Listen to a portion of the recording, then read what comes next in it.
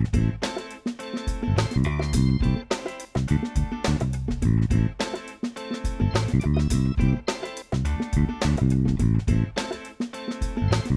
right, welcome to this episode of the Event Marketing Show. I'm pumped to bring on a interesting and in the trenches style guest, Mahoganey Jones, to talk about something that actually I don't think anybody talks about as often as they should, and it's what is or what should be your event technologist skill set, or should you be an event technologist? What is an event technologist? All of these things are super important. So without further ado, and I'm excited to talk about it, Mahogany, welcome to the show.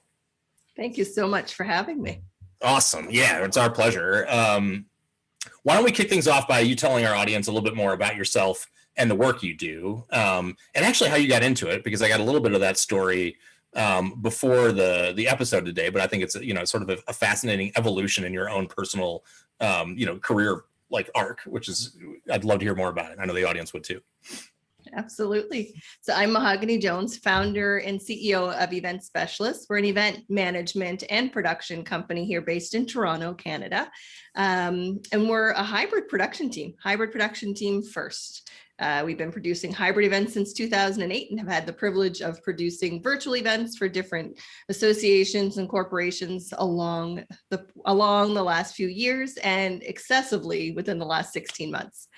My journey is a little different in that, my goal was to become the next Canadian Preston Bailey. I wanted to be I know, very random. I wanted to be known as the go-to wedding planner and designer, because he was the first event person and personality that I remember seeing have a true brand and was recognized for luxury design. And I was like, yes, this is me. And then when I realized, flowers and all of those kinds of things, not really me. And just sort of dug into a little bit more. Yes, I loved producing weddings and I had a great time doing that. But over the years, I started to learn that I didn't want to produce events just for the sake of doing them. I didn't want to work with these, we'll call them the bridezillas. I mean, fortunately for me, I had one maybe bridezilla through my whole career in the wedding days. But I wanted more from the events. And then I was blessed with being in the pharmaceutical industry very early on in my career and learning that events really should only happen if there's goals and objectives. And it would blow my mind to see other association events and different other types of events that people were calling for that didn't tie back to anything. Sure. Because when your first approach and your first go is to understand goals and objectives and designing to match that, it kind of convoluted where I wanted to go. So then things started to evolve and I became more and more interested with how we could maximize the look and experience of an event using tech, which kind of put me onto the event technology world. My best friends were the AV teams before the planner teams, because that is how, in my opinion, I felt like we could maximize budget and experience of an event. So, and truth be told, I'm not a huge fan of the logistics and the details and the flowers. My preference was always in design and the tech and calling the show. And I most likely would have, had I known the AV world a little bit more, probably would have gone to a full-on production company or an AV company route versus opening an event management company. There's still time. Well, we added production, so I'll take it. Okay. You're speaking my language, though, on the starting with an objective. My team here, I'm sure, is tired of me ad nauseum talking about always working our way backwards from an objective. But okay, so let's ask the easy question, or maybe this is the hard question. I'm not sure. What is an event technologist? So we'll say that is a little bit of the hard question, but I'll say, in my opinion, the event technologist is someone who understands the tech stack that goes to producing an event. An event technologist is not the be all end all. They don't know everything, but the event technologist is the person who knows the questions to ask, is unafraid to ask the questions, and is prepared to challenge how things are being done. They have to have an understanding, obviously, of the event technology available and the different tools, but an understanding from the sense of they don't have to be the go-to expert in everything, but they have to have an understanding of what it is they're looking to accomplish. It reminds me somewhat of like the customer success agent at a software company, right? Like the person that understands how to navigate, leverage, but not necessarily implement Mhm. or connect together. Like you're saying that you're not expecting the event technologist to understand APIs and how to make sure that things are hooked together correctly. What you're saying is that they should have an understanding of each Yeah. role of the software, the technology in your stack, what purpose it serves, what its capabilities are, Mhm. and how the event is leveraging it. But they should still understand that there is an API required and an API option. So they should have that lingo and terminology down a little bit to be able to speak, in my opinion, to be that true liaison between client success and technology. Do you think, has this always been the case, or is this a new, and like, I'm so tired, everyone's so tired of talking about COVID, so I'm not Right? in the interest of that trying to bring it up, but do you think that the new paradigm is that this is a new role that's emerged, or this has always been there and they called it something else? In my personal opinion, it Yeah. has always been there. It is something that we overlooked as a skill set. And I feel like it was something that, in my opinion, in my world, I've been producing events, hybrid events since 2008. So I understood technology. I understood how to maximize an in-person experience and how to stream it out to a virtual audience. That I understood. I understood the background to that. When pandemic hit, it's almost as though everyone lost their mind and then lost their own identity. Oh, interesting. Yeah. And I feel like it almost became this, I have to become a virtual producer because that is the words they were hearing. But in my mind, the technologists or the people who could speak the language were the ones who emerged because they already had the foundation. They've already been talking the language. I mean, if you talk to your registration coordinators or if you talk to your event marketing team, these are all things they've always done. I mean, one of the biggest things I like to point out is that in the event marketing world, marketing data was always data. Right. Marketing, data, analytics. If you don't understand data and analytics, then where are you going? So in my opinion, all of that tied back to the event technologist in that all of a sudden we're looking for ways to track ROI and all of these things that were buzzwords that we're hearing, but have no idea how to do that. But I bet your registration coordinator always knew how to match that tech stack. I bet your registration coordinator knew whether or not your registration system was actually talking to your CRM. Like there's a lot of these things that we took for granted that we assumed didn't need. And now that we need to understand the full gamut of our events, it's bringing that technologist kind of to the forefront. Yeah, and this has been something interesting to me because as a marketer, which is where my core skill set is, I'm not an event manager, I'm not an event producer. That's it. And I've been in companies where we produced events, but the marketing team was the one that produced the event, just for lack of not having either the resources or the internal staff to have an event dedicated person. All the things you're just describing, are reflexive to us. I only get to put on an event if I can prove to you that it makes money. I only get to put on an event if I can prove to you that it builds pipeline, all those types of things. So I think it's good to see event managers and others who have been, I guess, would you describe it as like focused on the day of, looking a little deeper, like now? And then I guess my next question is, how do you start building that technologist skill set? Like, where do you think that starts? I think a lot of people struggle with like, okay, that all sounds great, Mahogany, but like, what do I read first? Where do I go first? How do I learn that first? I want to first preface this with, if you do not want to do virtual events or technical events, don't do it. Okay. If you would like to learn more skills of how you can leverage what you're doing, then start to look at, in my opinion, the ancillary industries that are doing what we do naturally. So you say marketing. I mean, I honestly always believe that events are part of your marketing strategy.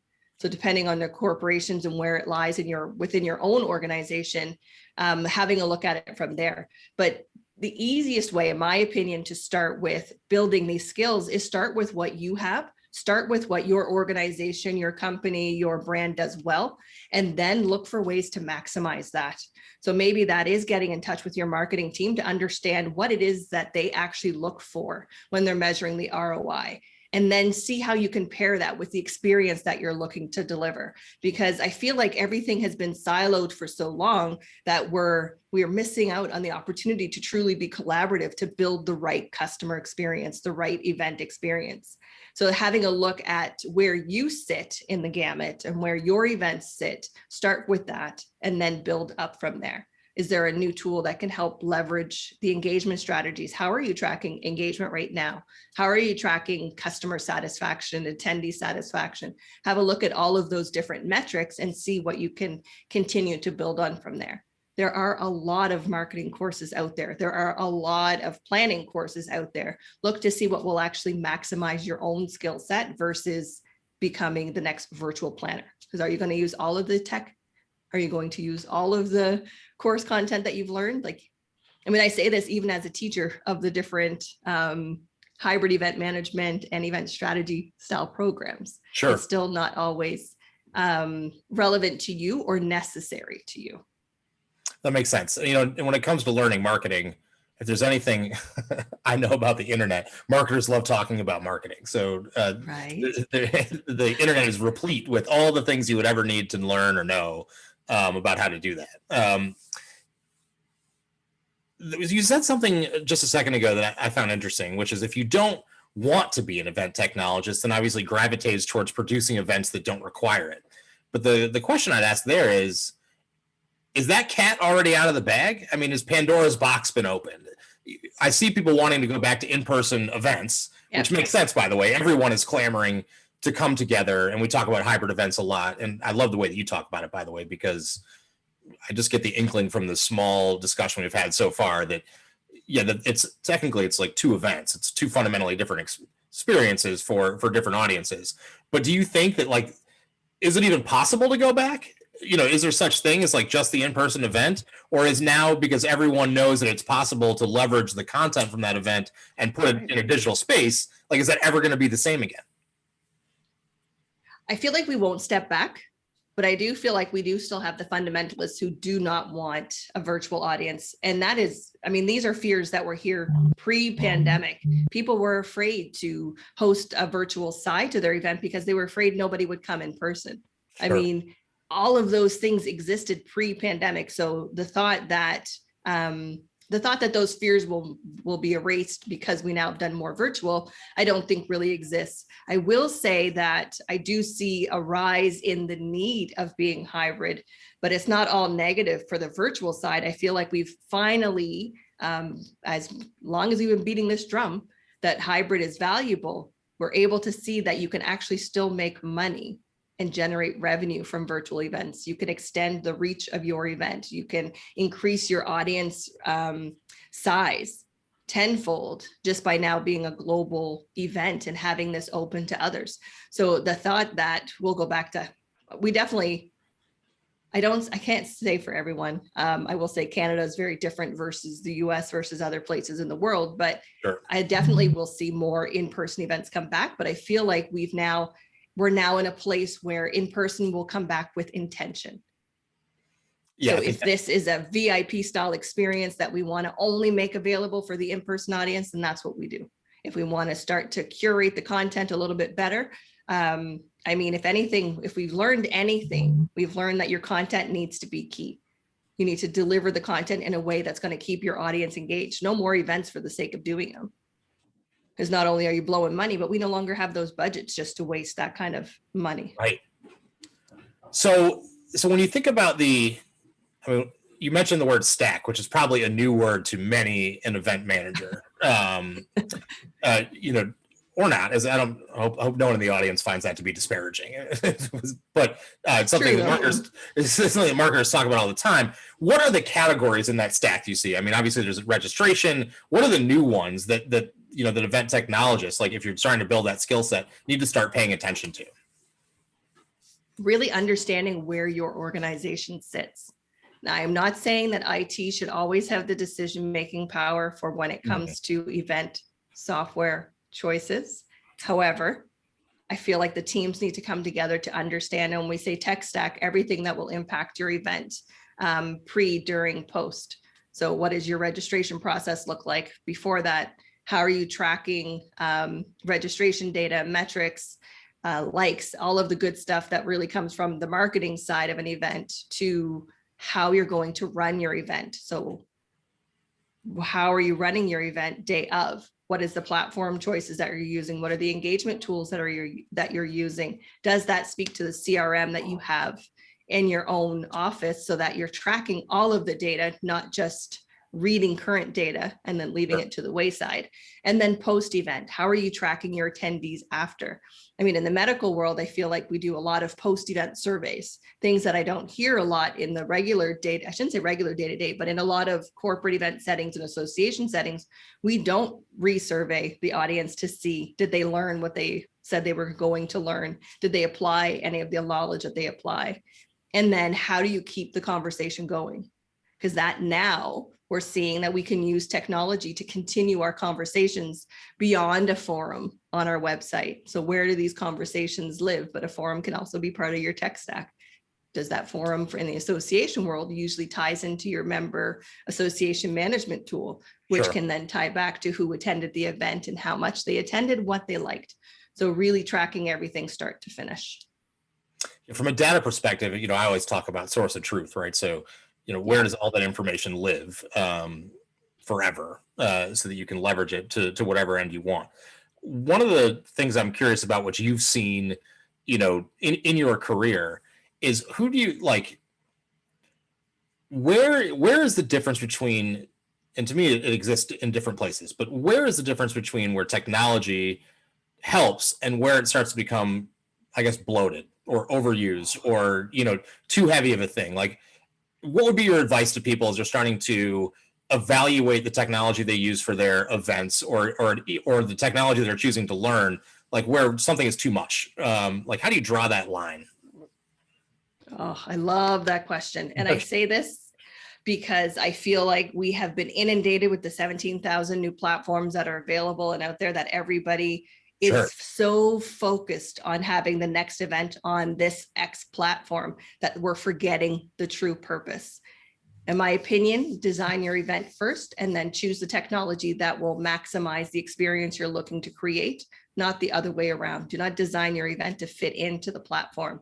I feel like where we're getting, and I've been calling it almost bloatware, is the shiny object syndrome of trying to outdo the competitors or do what they've seen the competitors do without understanding their full rationale behind the choice of that platform. So because you've seen someone use this platform and you liked the look of it, you don't know what they were looking to accomplish, or you do, and it may not be for you. I mean, this can be shown in any trend.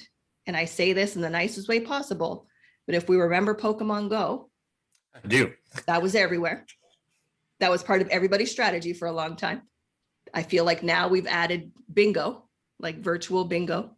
Right. We've added all of these things, but if it's not your corporate culture, if it's not meant for you, then why are we even doing it?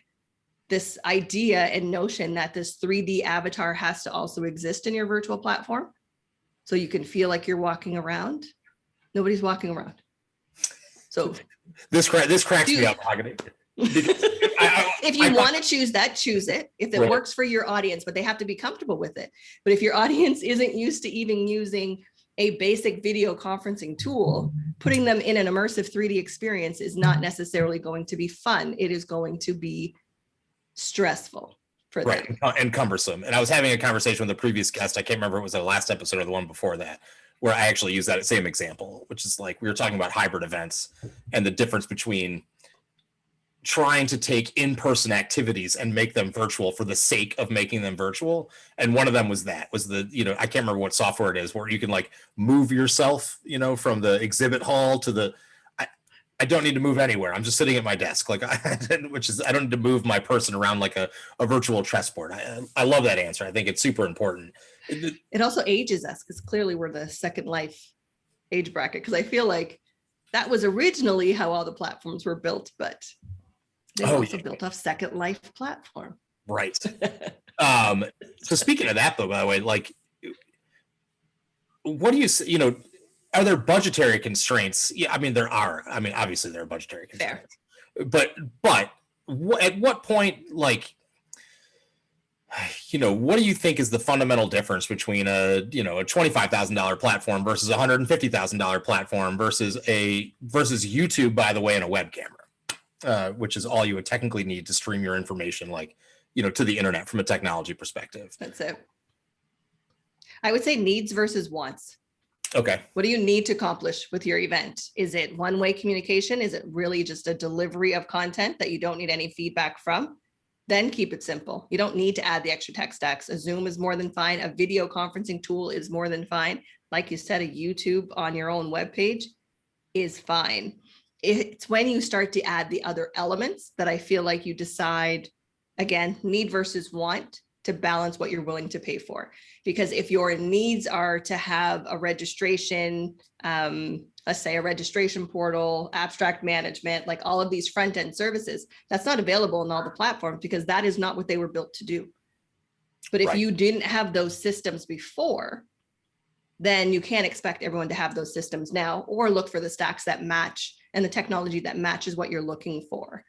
And when it comes down to bells and whistles, how many bells and whistles do you really need? Right. So versus what you want. Is it a lobby? Is your non-negotiable? Then that weeds out other platforms, certain platforms. Right. Is it the user experience of the platform? Then it will weed out others based on navigation and how the actual platform presents itself. Networking, video. I feel like everyone has been almost jaded in that they feel like everything should be a Zoom meeting. Yet we keep saying, oh, the Zoom fatigue. I mean, I'm sick of that term as well, because I feel like there is no such thing as Zoom fatigue, because quite frankly, I don't have Netflix fatigue. And I will, right, it's just the way you do things. Cows come home. So It's just how you choose. So I feel like choosing what works for your organization and choosing what works for your event, and then matching that with pricing. Okay, so then the other question I'd have for you is, I get the sense that event managers, and you speak to many more of them than I do, are overestimating their audience expectations. Is that there's this idea in the world. So if I were to pick out a hybrid event, just as an example, there's a true hybrid event, I would pick like the Oscars or the Grammys, right? Like that's a true hybrid event. But for your B2B company or your event, your audience does not expect to arrive at the Grammys on the red carpet.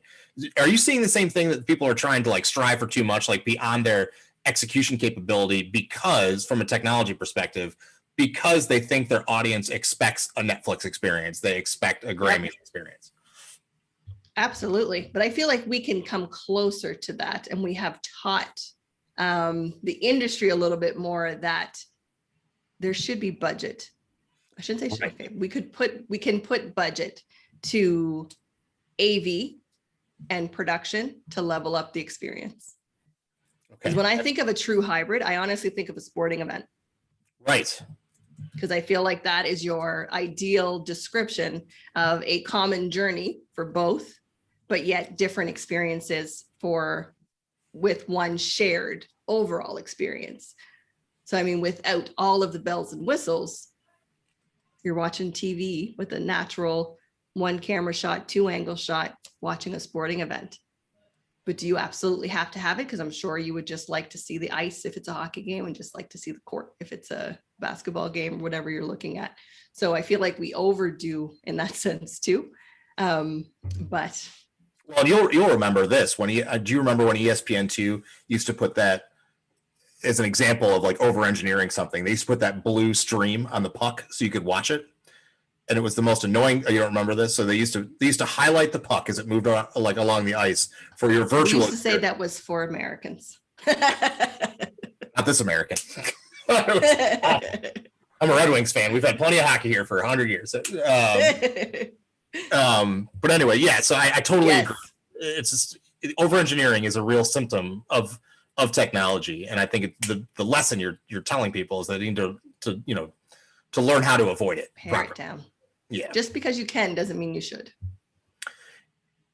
Is there a go-to resource on the web somewhere, for someone to get started down this path? Like, where do you get your technology thought leadership from an event perspective, other than yourself and your independent investigation?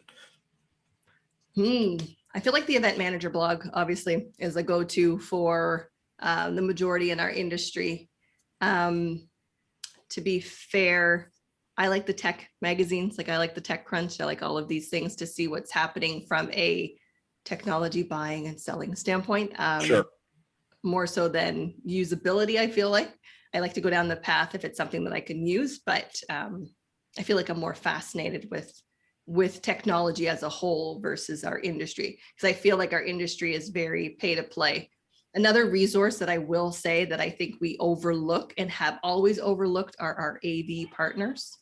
And I say partners because they've been here forever and a day. I'm not saying all of their techs are capable of doing virtual events because it is different. Sure. However, technology has existed and they've been there to ride the wave, and they have access to resources and data and information that isn't always published. So asking your AV counterparts what they've seen, what they're looking for, what they're seeing is a great way to see kind of what's happening too in the industry. Awesome. Okay, I've got one more question for you, and then I want you to tell our audience, what's next for you and where they can find you and follow you and all that kind of good stuff. What are you going to learn next? Like, what are you most excited about expanding your technologist skill set, which is deep, obviously, but like, what's the thing that you're driving towards? You're like most excited to learn more about? I feel like that changes. Sure. So this year I used the last 16 months. I totally used the pandemic as an excuse to buy. I will full transparency. You're not alone. And I bought a lot of things, and by a lot of things, I bought a vMix license and an ATEM mini and a lot of the production gear so that I could actually learn production. I took production courses myself and started to go through different training courses to be a better producer. So now I'm able to do video editing and actual live production. I do produce some of our events, client events as well. I will say my next big learning, that's a big challenge in my opinion. I feel like I want to be the ultimate like audio tech.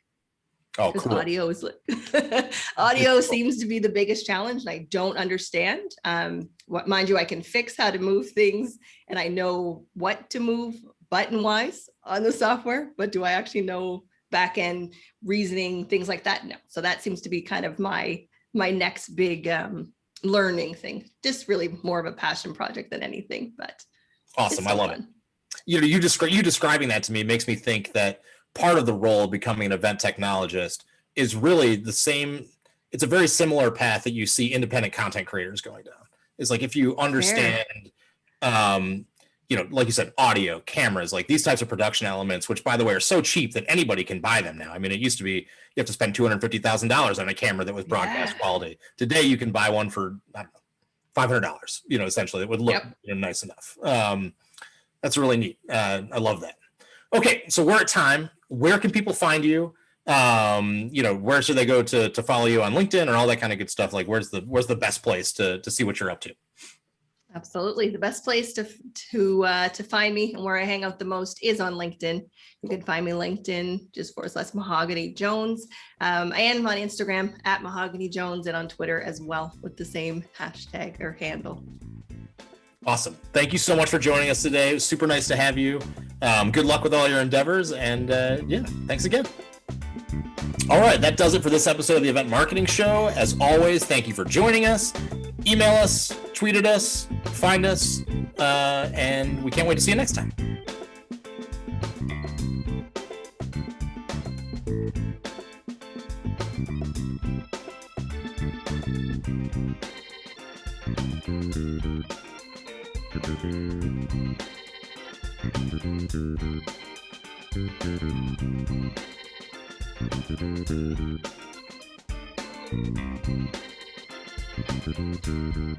Thank you.